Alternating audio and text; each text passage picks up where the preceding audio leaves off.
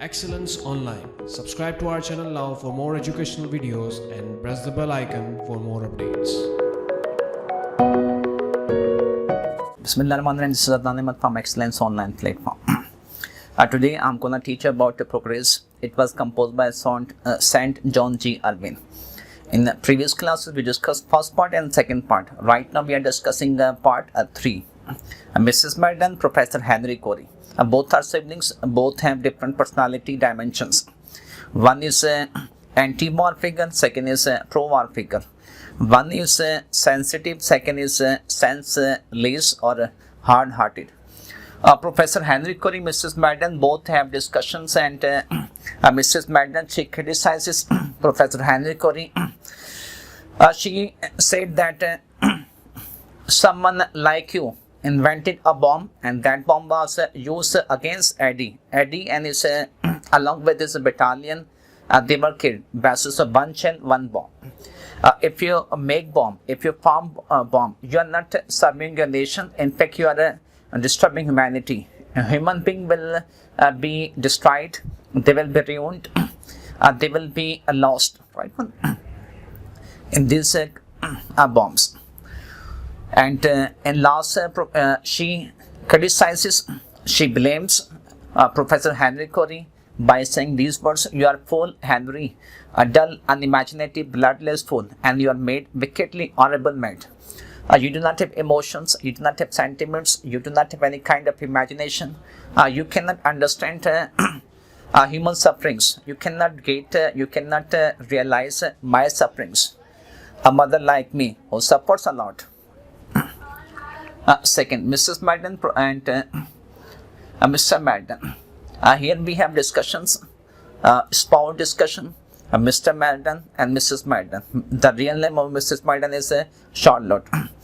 When Eddie was born, both were happy, and both planned to educate him, to make him a good person, to make him join army and serve their nation, and they were making this kind of planning as parents do. Once Eddie played a match and scored 10 scores. He was quite happy. He came to home and he was telling that he scored 10 runs. And both parents, they were quite happy, excited, and they were discussing these kind of feelings. At the end, once Eddie became weak or ill, it was quite difficult for both of them. Both were praying for Eddie's health, for Eddie's betterment, to improve his health, and it was quite difficult time for both of them. Eddie was there alive. Eddie came back. He was grown up and a captain in army. After many years, he came back from the France. Right now, he was a captain in English army. And he was grown up like a mature person, physically and bodily. And Mrs. Madden, she was quite happy that her son is a captain in army. These are the feelings of her parents, in particular Mrs. Madden. Professor Henry Corey proudly told Mrs. Madden, though one side Professor Corey said that Eddie died, right? And it was for nation service. We must be proud. But just comfort your heart. Eddie, who killed many German people. It was a kind of consolation and full of pleasure. Mrs. Madden replied, "This is not pleasure for me. Women of German, mothers of German, they are suffering like me. So I do not find any kind of pleasure." If we analyze the statement of Professor Henry Corey and the statement of Mrs. Madden, we will find a huge change, or we have gap. Mrs. Madden, she is not happy at all. She is not excited.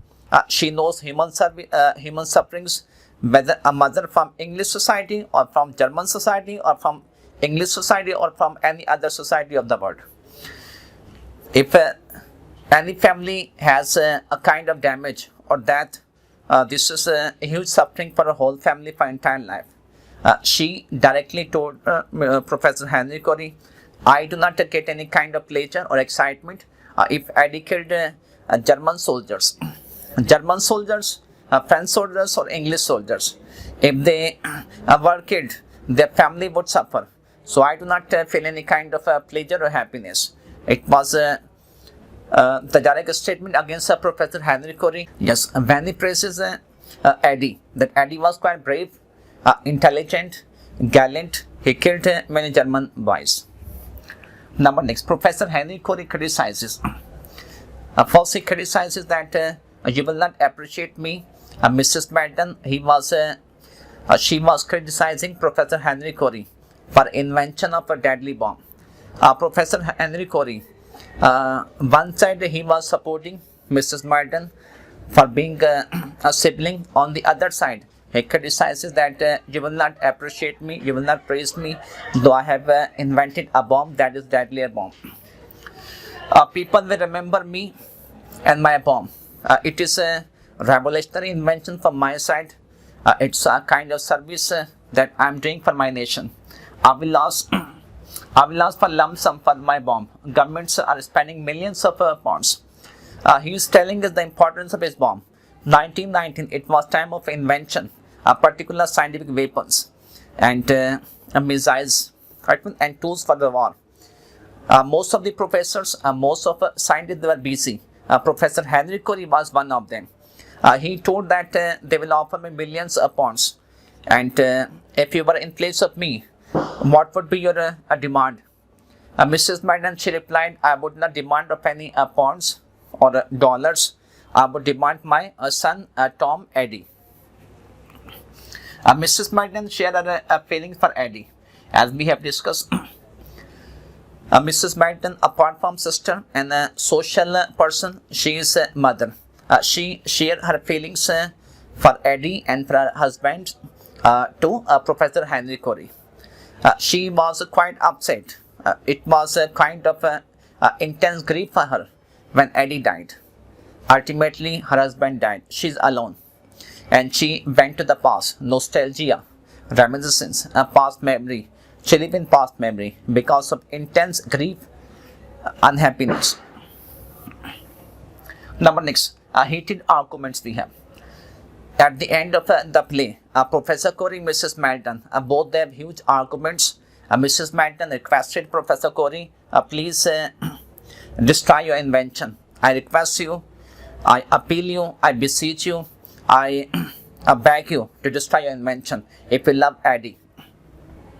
And thousands of boys would live without fear for being destroyed.